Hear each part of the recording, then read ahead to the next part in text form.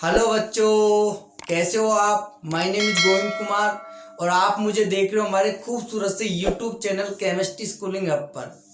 बच्चों, आज स्टार्ट करने वाले हैं हम 12th क्लास का एक खूबसूरत सा चैप्टर जिसका नाम है सॉलिड स्टेट या फिर हम कहेंगे ठोस अवस्था। चलिए स्टार्ट करते हैं स्टेट ऑफ मैटर से, यानी कि पदार्थ की अवस्थाओं से। तो बेटा, हमने प्रीवियस कक्षाओं में पढ़ा था कि पदार्थ की 3 अवस्थाएं होती है। कौन कौन सी? ठोस, द्रव एवं गैस। इन आज के लेक्चर में हम पढ़ने वाले हैं इन तीनों में जो बेसिक डिफरेंसेस होते हैं उनके बारे में। तो बेटा, जो पहला बेसिक डिफरेंसेस होता है, वो पहला जो मूलभूत अंतर होता है वो है अंतराण्विक आकर्षण बल का।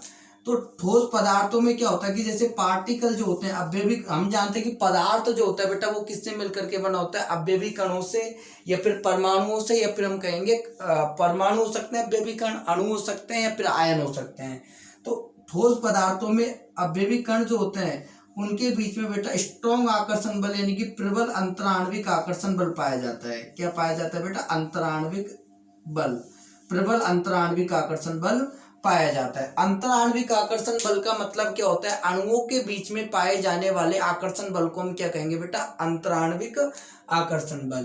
तो हम कह सकते हैं ठोसों में प्रबल, ठोस पदार्थों में अणुओं के मध्य, आप लिख सकते हो, मैं शॉर्ट में लिखवा रहा हूं, ठोस पदार्थों में अवयवी कणों के बीच में प्रबल अंतराण्विक आकर्षण बल पाया जाता है बेटा ना। प्रबल अंतराण्विक आकर्षण बल पाया जाता है ना, प्रबल अंतराण्विक आकर्षण बल पाया जाता है। ठीक है बेटा। अगर यदि हम बात करते हैं किसकी, यदि हम बात करते हैं बेटा गैस या फिर द्रव की बात करते हैं, लिक्विड की यदि हम बात करते हैं, तो लिक्विड में जो अंतराण्विक आकर्षण बल जो होता है वो बेटा मध्यम होता है। ठोसों की तुलना में अंतराण्विक आकर्षण बल क्या होता है? मध्यम होता है। मतलब ठोसों से तो क्या होता है अंतराण्विक आकर्षण बल, ठोसों से तो क्या होता है? कम होता है। और गैसों से क्या होता है बेटा? ज्यादा होता है। ध्यान से देखिएगा, द्रवों में अवयवी कणों के बीच में जो अंतराण्विक आकर्षण बल होता है वो बेटा ठोसों की तुलना में तो क्या होगा? कम होगा। और गैसों के अणुओं की तुलना में जो अंतराण्विक आकर्षण बल जो होता है वो क्या होता है? अधिक होता है। ध्यान से समझिए इस चीज को, है ना। और बेटा गैसों में अवयवी कणों के बीच में जो अंतराण्विक आकर्षण बल होता है, गैसों में अवयवी कणों के बीच में जो अंतराण्विक आकर्षण बल होता है वो न्यूनतम होता है बेटा। क्या होता है? न्यूनतम। पहला डिफरेंस देखो, ठोसों में अवयवी कणों के बीच में जो अंतराण्विक आकर्षण बल होता है वो बेटा प्रबल होता है, स्ट्रांग होता है ना। ठोसों में अवयवी कणों के बीच में अंतराण्विक आकर्षण बल जो होता है वो स्ट्रांग होता है, प्रबल होता है। इसलिए अवयवी कण बेटा नियरेस्ट होते हैं, पास पास होते हैं, क्लोज्ड होते हैं। लेकिन जो द्रवों में अवयवी कणों के बीच में जो अंतराण्विक आकर्षण बल होता है वो बेटा ठोसों की तुलना में कम होता है और गैसों की तुलना में क्या होता है? अधिक होता है। इसलिए हमने यहाँ पर लिख दिया मध्यम। क्या लिख दिया बेटा? मध्यम। और यदि जैसे अगर हम इनकी अरेंजमेंट की, अगर अवयवी कणों की व्यवस्था की बात करें तो देखो अवयवी कण थोड़े दूर दूर होते हैं। ठोसों की तुलना में अवयवी कण जो होते हैं वो दूर दूर होते हैं। ठीक है बेटा। और गैसों में अवयवी कणों के बीच में कोई आकर्षण बल नहीं होता, या फिर हम कहेंगे कि अवयवी कणों के बीच में अंतराण्विक आकर्षण बल जो होता है वो न के बराबर होता है। इसलिए जो ठोसों के जो गैसों में जो अवयवी कणों के बीच में जो अंतराण्विक आकर्षण बल होता है वो न्यूनतम होता है। इसलिए अवयवी कण जो होते हैं वो स्वतंत्र होते हैं, वो बिल्कुल क्या होते हैं बेटा? फ्री होते हैं। जैसे यदि हम बात करें, जैसे मान लीजिएगा ये कोई गुब्बारा है और इस गुब्बारे में क्या भरी हुई है बेटा? गैस भरी हुई है। क्या भरी हुई है? गैस। तो यहाँ पर देखो बेटा मॉलिक्यूल्स के बीच में जो अंतराण्विक आकर्षण बल होते हैं वो न्यूनतम होते हैं। क्या होता है बेटा? न्यूनतम। तो पहला डिफरेंस हमने देखा। अगर यदि दूसरे डिफरेंस की बात करें तो अंतराण्विक दूरियां जो होती है बेटा, ठोसों में जो अंतराण्विक दूरियां होती है वो क्या होती है? न्यूनतम होती है। अंतराण्विक मतलब दो मॉलिक्यूल्स के बीच में जो दूरी होती है उसको हम क्या कहेंगे बेटा? अंतराण्विक दूरी है। दो मॉलिक्यूल हम देख रहे हैं यहाँ पर, मॉलिक्यूल्स बिल्कुल बेटा पास पास है, एक दूसरे से चिपके हुए हैं। ठोसों में बेटा मॉलिक्यूल जो होते हैं बिल्कुल एक दूसरे के पास पास होते हैं, एक दूसरे से चिपके हुए होते हैं। तो ठोसों में अंतराण्विक दूरियां जो होती है ना, अंतराण्विक दूरियां मतलब दो अणुओं के बीच की दूरी, अंतराण्विक दूरियां न्यूनतम होती है। अवयवी कणों के मध्य जो अंतराण्विक दूरियां होती है वो क्या होती है? न्यूनतम होती है ना। और यहाँ पर जो लिक्विड में जो अंतराण्विक दूरियां होती है वो मध्यम होती है बेटा, है ना। क्या होती है? मध्यम। और यहाँ पर आप देख रहे हो कि मॉलिक्यूल्स के बीच में डिस्टेंस सबसे ज्यादा कहाँ पर होती है? मॉलिक्यूल्स में मॉलिक्यूल्स के बीच में जो सबसे ज्यादा डिस्टेंस जो देखने को मिलती है वो बेटा किस में मिलती है, गैस में। तो यहाँ पर अंतर आणविक दूरियां जो होती है बेटा सर्वाधिक होती है। क्या होती है, सर्वाधिक होती है। ठीक है बेटा। तीसरा जो डिफरेंस है, तीसरा डिफरेंस देखिएगा, आप देख रहे हो, आप समझते हो बेटा कि ठोस पदार्थ जो होते हैं, ठोस पदार्थ जैसे ये मार्कर है, मार्कर का एक डेफिनेट शेप है और इसका डेफिनेट वॉल्यूम है। ठोस पदार्थ का जो आकार होता है वो बेटा निश्चित होता है, आयतन भी क्या होता है, निश्चित। आयतन किसे कहेंगे बेटा, है ना, कोई वस्तु जितना स्थान घेरती है वह उसका क्या कहलाता है, आयतन। तो ठोस पदार्थों के आकार एवं आयतन क्या होते हैं बेटा, आकार एवं आयतन निश्चित होते हैं, ध्यान रखना। आकार एवं आयतन क्या होते हैं बेटा, निश्चित होते हैं। ठोस पदार्थों के आकार एवं आयतन जो होते हैं वो क्या होते हैं, निश्चित होते हैं। हम जानते हैं कि जैसे मैं यदि कहूँ कि बेटा ये जो मार्कर दिख रहा है, इस मार्कर का शेप कैसा है, तो आप कहोगे सर सिलेंड्रिकल है ना। इसका शेप कैसा है बेटा, सिलेंड्रिकल है। और एक इसका डेफिनेट वॉल्यूम होगा, एक निश्चित आयतन होगा, है ना।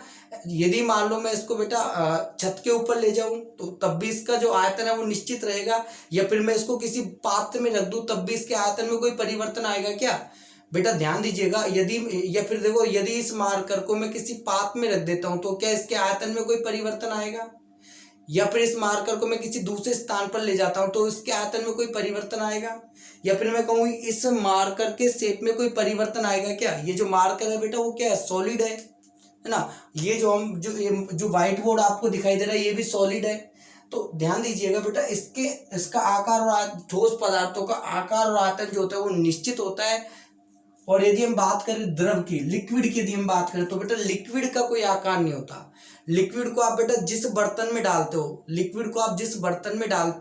लिक्विड उसी बर्तन का आकार ग्रहण कर लेता है। आपने देखा होगा बेटा, यदि मान लो पानी को हम गिलास में डालते हैं तो पानी गिलास का आकार ग्रहण कर लेगा। यदि पानी को हम कटोरी में डालेंगे तो पानी जो है वो कटोरी का आकार ग्रहण कर लेगा। मतलब जो लिक्विड का खुद का कोई आकार नहीं होता। लिक्विड का आकार इक्वल टू बर्तन का आकार। बर्तन का जो आकार होता है वही किसका आकार होता है बेटा, लिक्विड का आकार होता है। द्रव का खुद का कोई आकार नहीं होता। लेकिन ध्यान रखना, द्रव का जो आयतन होता है वो निश्चित होता है। द्रव का आयतन जो होता है वो क्या होता है बेटा, निश्चित होता है। तो मैं कह सकता हूं इनका आकार जो होता है, आकार तो क्या होता है बेटा, आकार अनिश्चित एवं आयतन निश्चित। आयतन जो होता है वो क्या होता है बेटा, निश्चित होता है। ध्यान रखना, आकार अनिश्चित एवं आयतन जो होता है वो बेटा क्या होता है, निश्चित होता है। ध्यान रखना, आयतन निश्चित। अगर यदि हम बात करें बेटा गैस की, है ना, गैस की यदि हम बात करें तो आकार एवं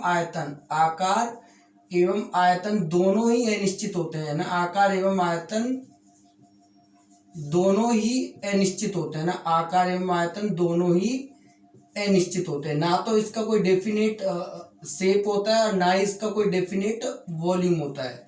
गैस को भी बेटा आप जिस बर्तन में रखोगे गैस उसी बर्तन का आकार ग्रहण कर लेती है। या फिर देखो, आपने देखा होगा बेटा, जैसे हम घर में अगरबत्ती जलाते हैं तो अगरबत्ती की जो धुआं होती है वो अपने आप में गैस है। तो अगरबत्ती की जो धुआं होती है वो बेटा पूरे कमरे में, उसकी जो गंध होती है वो पूरे कमरे में फैल जाती है।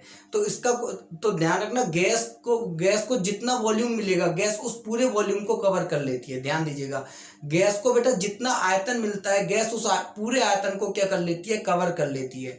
मान लीजिएगा कमरे में 10 ग्राम गैस है। मान लीजिएगा कोई कमरा है बंद, पूरी तरीके से बंद है, उसमें 10 ग्राम कोई भी गैस है तो वो 10 ग्राम गैस उस कमरे के पूरे आयतन को कवर कर लेगी, उस कमरे के पूरे आयतन को घेर लेगी। रीजन क्या है, मॉलिक्यूल्स के बीच में बेटा आकर्षण बल बिल्कुल कम है। आकर्षण बल क्या है, कम है, तो इनकी थर्मल एनर्जी अधिक होती है। ये इनकी गतिज ऊर्जा जो होती है वो क्या होती है, अधिक होती है। मॉलिक्यूल्स के बीच में कोई बाउंडेशन है नहीं, है ना। ठोस में तो मॉलिक्यूल्स है आपस में एक दूसरे को पकड़े हुए हैं, लेकिन यहाँ पर मॉलिक्यूल बेटे स्वतंत्र गति करने के लिए, तो इनको जितना आयतन मिलता है उस पूरे आयतन को गैस पदार्थ होते हैं वो घेर लेते हैं। तो ना तो इनका कोई आकार होता है ना ही इनका कोई आयतन होता है ना तो इनका कोई आकार होता है। गैस को जितना बड़ा स्पेस मिलेगा, जितना बड़ा आयतन मिलेगा, उस पूरे आयतन को गैस कवर कर लेगी, उस पूरे आयतन को गैस घेर लेगी, है ना। तो ये तीन डिफरेंस तो ये हो गए।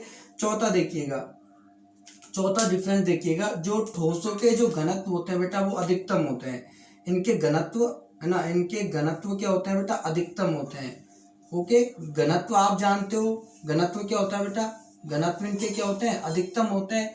घनत्व D बराबर क्या होता है, m/v, मतलब इकाई आयतन में उपस्थित अणुओं की संख्या को, एक तरीके से इकाई आयतन के द्रव्यमान को हम क्या कहते हैं, घनत्व।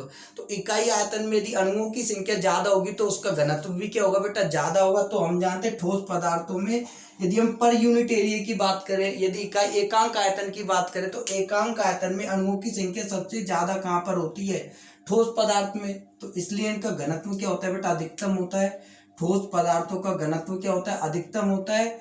और द्रव का घनत्व जो होता है वो बेटा मध्यम होता है। द्रव का घनत्व क्या होता है, मध्यम। और सबसे कम घनत्व है ना, गैस का जो घनत्व होता है वो न्यूनतम होता है, क्योंकि मॉलिक्यूल्स दूर दूर होते हैं गैस में, है ना। सारा खेल आकर्षण बल का है, सारा खेल किसका बेटा, अंतराण्विक आकर्षण बल का। गैसों में जो अंतराण्विक आकर्षण बल होते हैं वो बेटा न्यूनतम होते हैं, ठीक है।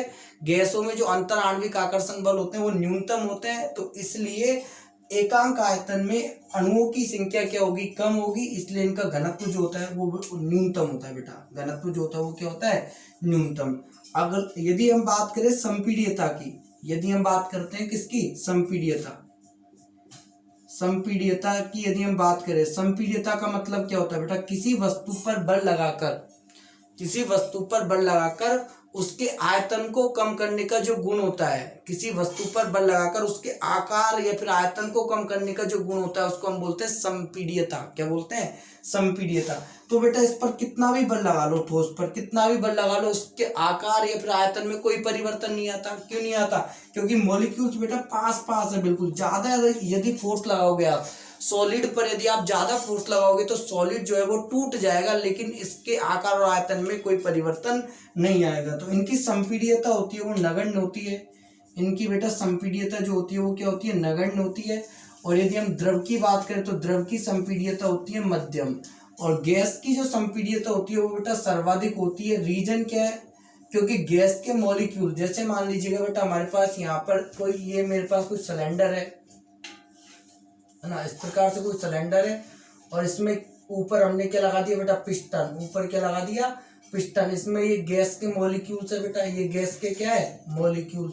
मान लीजिएगा मैंने 1 किलो का वाट तो इधर, 1 किलो का वाट इधर रख दिया, 1 किलो का वाट इधर रख दिया। तो ये जो पिस्टन है वो नीचे की ओर गति करेगा, पिस्टन जो है वो नीचे की ओर गति करेगा, और मॉलिक्यूल्स बेटा पास पास आ जाएंगे, मॉलिक्यूल्स पास पास आ जाएंगे। मतलब बल लगाने पर इनका आयतन कम किया जा सकता है। ध्यान दीजिएगा, यदि फोर्स लगाए हम तो फोर्स लगाने पर बेटा इनका आयतन कम किया जा सकता है। तो हम कह सकते हैं कि जो इनकी जो संपीड्यता होती है वो क्या होती है, सर्वाधिक होती है। संपीड्यता क्या होती है बेटा, सर्वाधिक होती है ना। अगला यदि हम बात करें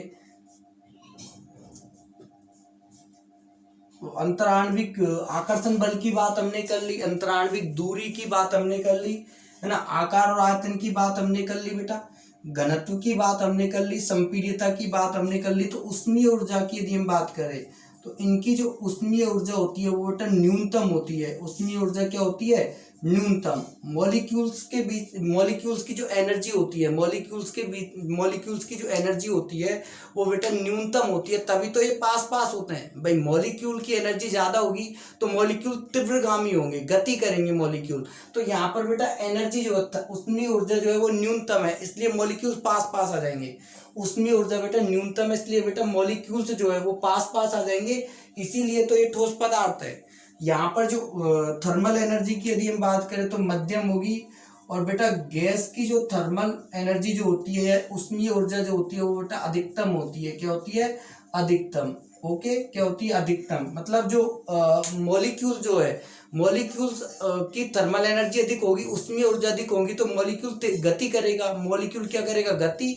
तो गति करेगा तो हम समझ सकते हैं कि इनकी जो थर्मल एनर्जी जो होती है वो क्या होती है, अधिकतम होती है। क्या होती है बेटा, अधिकतम होगी। तो ये तो हमने बात की थी सॉलिड, लिक्विड और गैस में क्या क्या डिफरेंसेस होते हैं। अगले लेक्चर में हम बात करने वाले हैं क्रिस्टलीय एवं अक्रिस्टलीय ठोसों के बारे में।